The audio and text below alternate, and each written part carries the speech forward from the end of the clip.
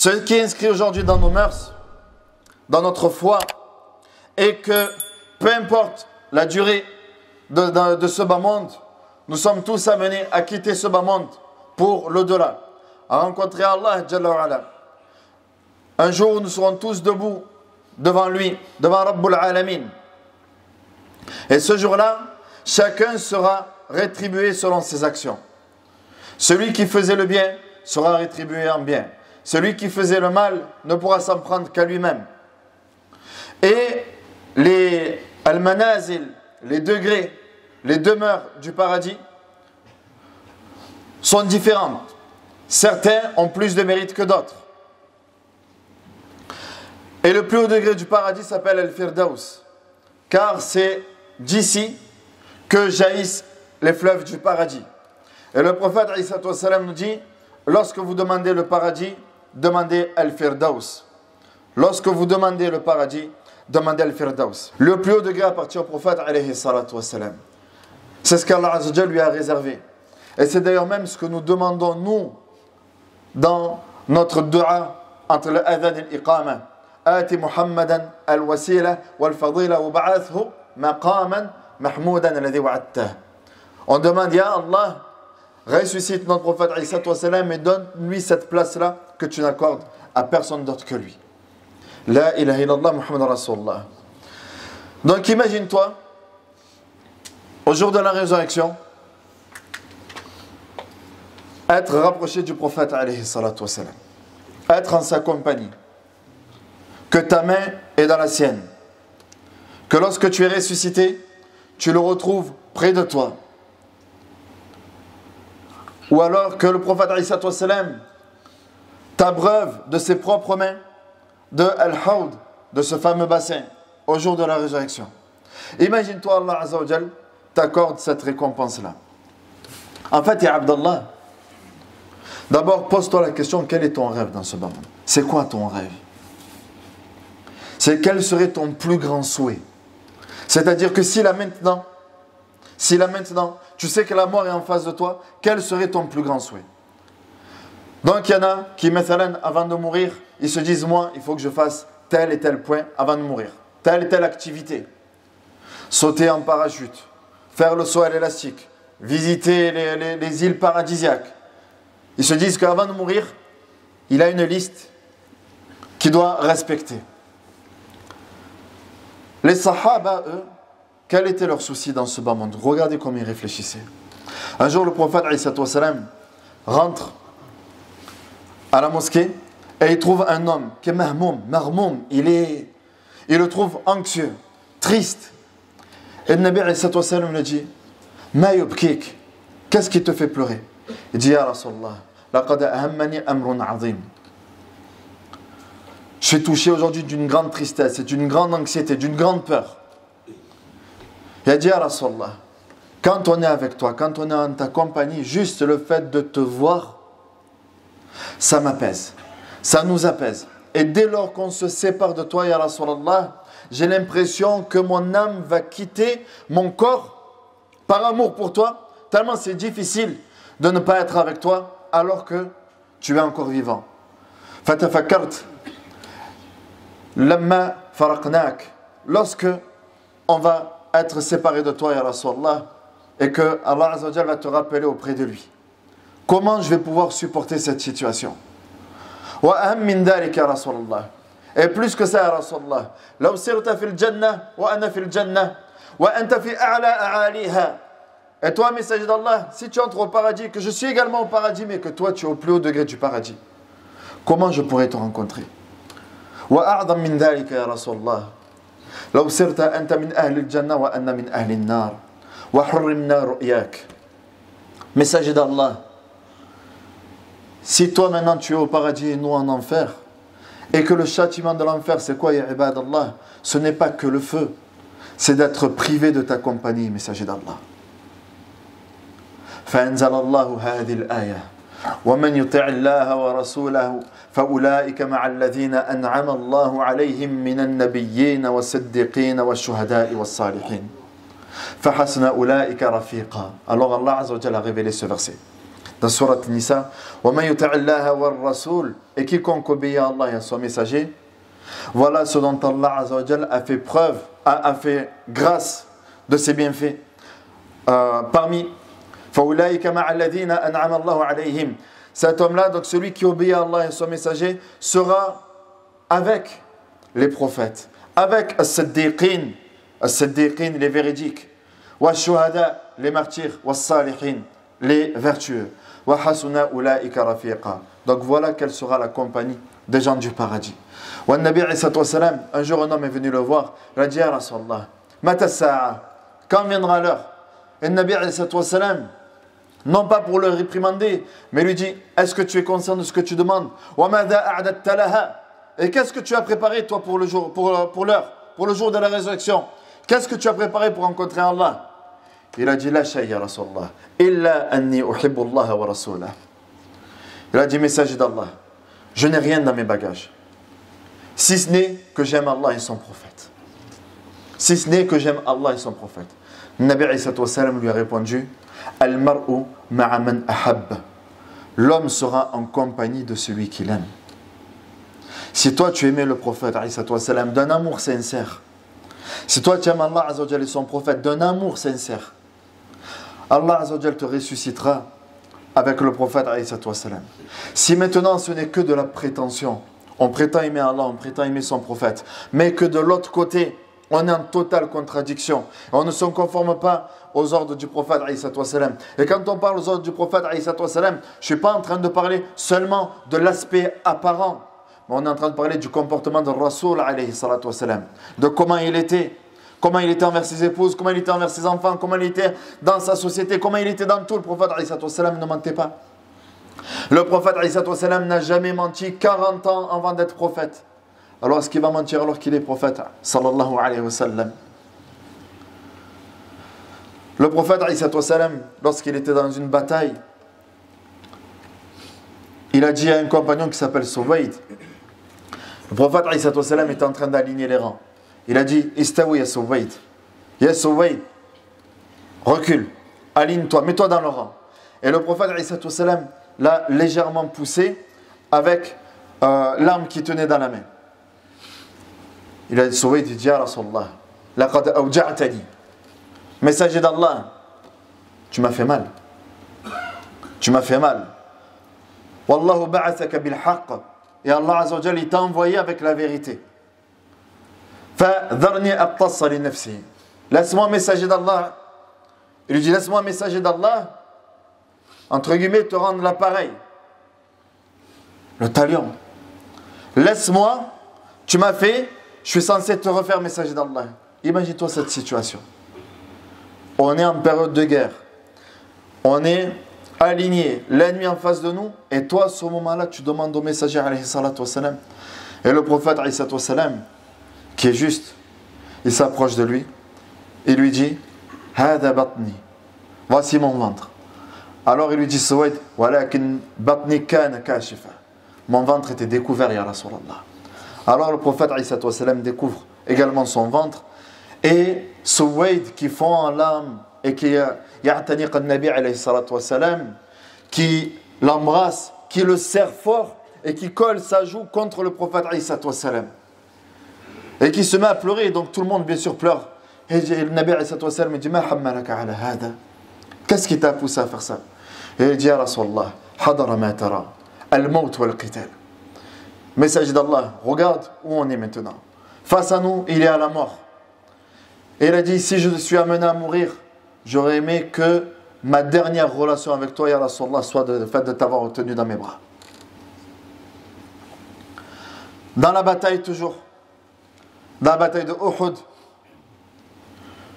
le prophète, alayhi salatu wassalam, vous savez qu'il est laissé pour mort. Quand le prophète, alayhi salatu wassalam, a dit aux archers, ne bougez pas de cet endroit-là. Ne bougez pas, vous nous voyez perdre, vous nous voyez gagner, vous ne bougez pas. Et lorsque le butin commençait à être récupéré par les présents, les archers ont dit le butin, et ils se sont précipités et ont désobéi à un ordre du prophète, alayhi salatu wassalam. Par la suite, Khalid ibn al-Walid, vous connaissez sûrement l'histoire. Khalid ibn al-Walid, Khalid ibn al-Walid, qui était encore polythéiste, qui a participé à la bataille contre le prophète à cette époque, mais ensuite, par la suite, il a embrassé l'islam. Donc il a surpris les croyants par derrière et Allah Azza wa Jal a fait que les croyants perdent cette bataille-là. Et lors de cette bataille, le prophète a été encerclé jusqu'à ce que les sahaba ont laissé le prophète pour mort. Ils disaient Qutila Rasulullah.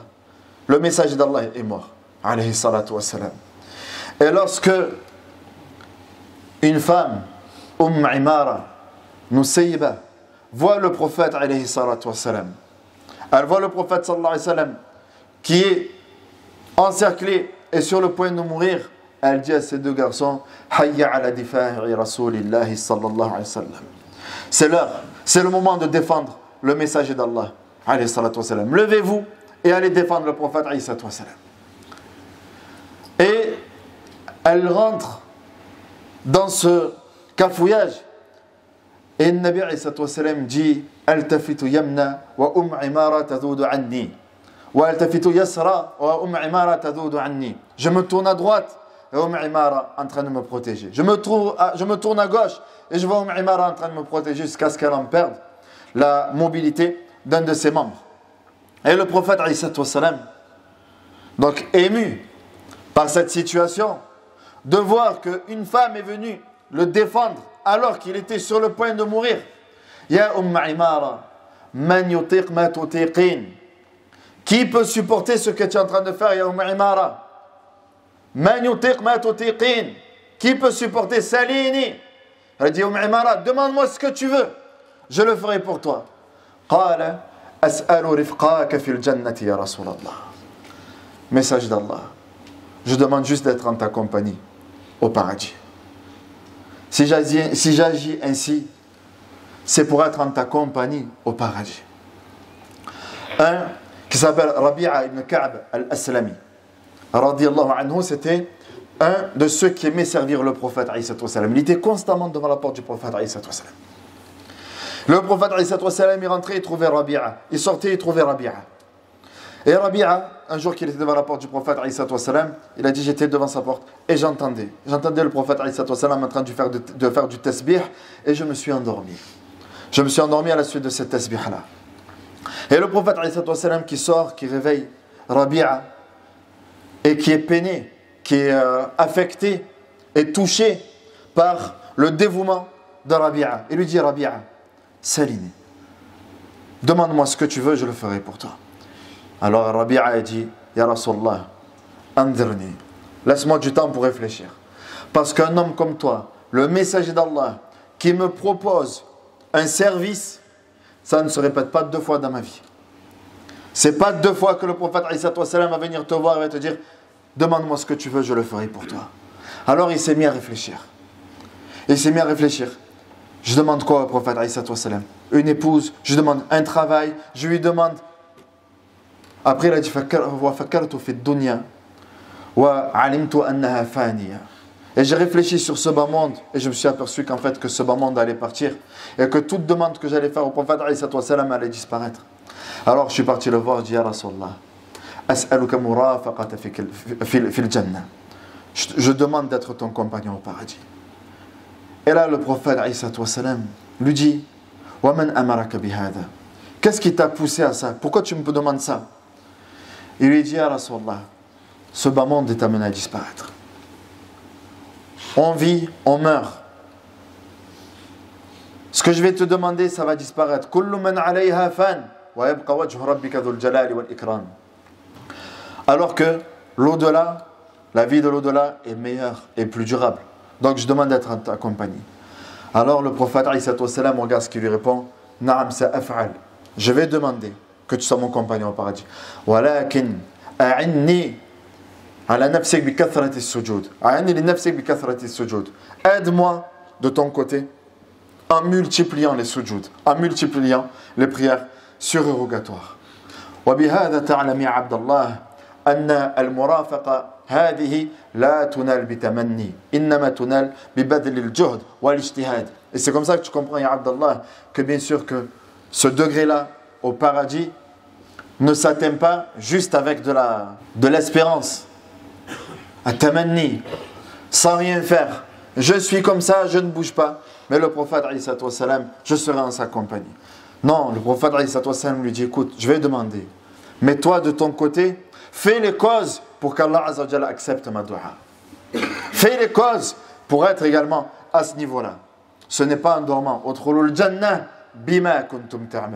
Entrez au paradis en récompense de vos actions, en récompense de ce que vous faisiez. Voilà donc quel était le souhait des compagnons du prophète. C'est un souhait. En fait, ils avaient un amour pour le prophète qui était immense, qui était important. D'ailleurs, le prophète nous dit La yu'minu ahadukum hatta akuna ahabba ilayhi min walidihi wa waladihi wa nasi ajma'in. Wa fi riwaya wa malihi wa nasi ajma'in.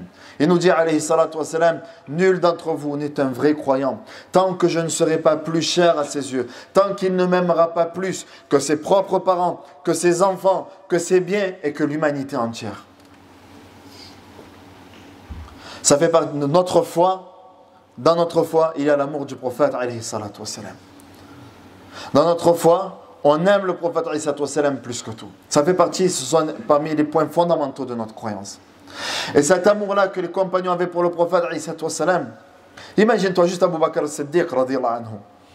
Abu Bakr as-Siddiq qui, lors de la conquête de la Mecque, lorsque la Mecque, le prophète alayhi salatu wassalam, revient à la Mecque après son immigration, donc en l'an 8 de l'Hégire, il y a le père de Abu Bakr as-Siddiq radiyallahu anhu qui embrasse l'islam.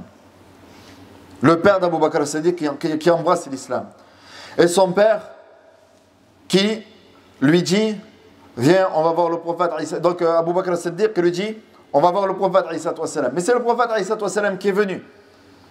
Le prophète qui est venu et qui salue le père d'Abu Bakr as-Siddiq. Abu Bakr as-Siddiq par la suite se met à pleurer. Ya Abu Bakr, pourquoi pleures-tu? Ton père vient d'embrasser l'islam. Ton père vient d'embrasser l'islam. Vous savez, si parmi nous, il y en a des parents qui ne sont pas encore croyants, pour qui nous faisons des du'as pour eux, vous savez par quoi ils passent? Par cette tristesse. Ou alors celles et ceux qui ont perdu des parents qui ne sont pas morts dans la foi. Et là, Abu Bakr as-Siddiq, son père embrasse l'islam et il se met à pleurer. Il pleure de joie, non de tristesse. Ma yubkik ya Abu Bakr. Pourquoi tu pleures, ya Abu Bakr? Il lui dit à Rasulallah, j'aurais aimé qu'à la place de mon père, ce soit ton oncle. Car je sais l'amour que tu avais pour ton oncle Abu Talib. Et Abu Talib qui est mort dans le polythéisme. Était prêt à donner son père pour le prophète. Imagine-toi nous l'amour quand même qu'on a pour notre père. L'amour qu'on a pour nos parents. Est-ce que tu serais prêt à ça? Donc regarde l'amour que les compagnons avaient pour le prophète et ce qu'ils étaient prêts à faire. Ce n'est pas de la prétention. Quand ils disent Ashhadu anna Muhammadan Rasulullah, je témoigne que Muhammad est le messager d'Allah, ce n'est pas de la prétention. Ce sont vraiment des convictions qui se reflètent et se répercutent dans leurs actes. Maintenant, ma hiya umniyatu Rasulillahi sallallahu alayhi wa sallam. Ça, c'était le souhait des compagnons du prophète alayhi salatu wa sallam. Maintenant, quel est le souhait du prophète alayhi salatu wa sallam? Un jour, le prophète alayhi salatu wa sallam a dit Wadattu anni ra'aytu ikhwani. Il dit alayhi salatu wa sallam Wadattu anni ra'aytu ikhwani. J'aurais aimé voir mes frères. Alors, sahaba, ils disent Ya Rasulallah, alasna ikhwanak? Aslamna wa jahadna ma'ak.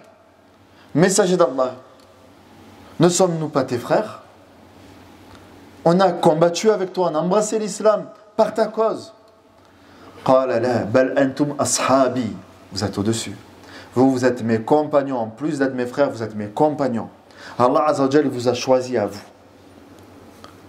Walakin ikhwani hum alladhina amanu bi wa lam yarawni. Allahumma ja'alna minhum. Il nous dit, alayhi salatu wassalam, mes frères, qui sont-ils que je suis pressé de voir, pressé de rencontrer? Mes frères sont ceux qui ont cru en moi alors qu'ils ne m'ont jamais vu. Mes frères sont ceux qui ont cru en moi alors qu'ils ne m'ont jamais vu. Comment les reconnaîtras-tu, ya Rasulallah, auprès du bassin, Yawm al-Qiyamah? Je les reconnaîtrai par la marque des ablutions, par la blancheur des traces des ablutions.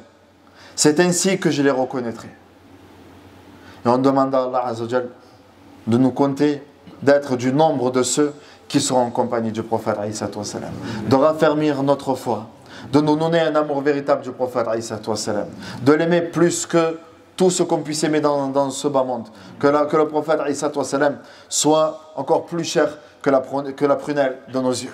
فالله عز وجل نسأل أن يرزقنا الصدق والإخلاص في القول والعمل. بالمناسبة يا أيها الإخوة, le prophète alayhi salatu wassalam nous a donné plusieurs causes pour être en sa compagnie. Il nous a donné plusieurs causes. L'obéissance, la véracité dans le commerce.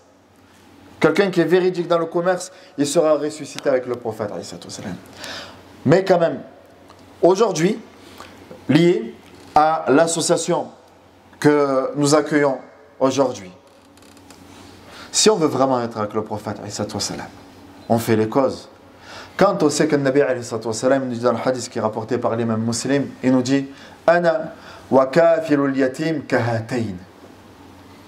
Il nous dit alayhi salatu wassalam, moi ainsi que celui qui prend en charge l'orphelin, lui et moi on sera comme ça au jour de la résurrection. Lui et moi on sera comme ça au jour de la résurrection. Il a réuni entre ces deux doigts-là. Qu'est-ce qu'on fait? Est-ce qu'on veut vraiment ou pas? Si tu veux vraiment, tu fais les causes. Et si c'est de la prétention, continue à rester comme tu es et les choses, espère qu'elles changent tout seules. Elles ne changeront pas tout seules si toi-même tu ne changes pas. Si toi-même tu ne fais pas les causes. Allahumma qsim lana min khashiyatika ma tahulu bihi baynana wa bayna ma'asik.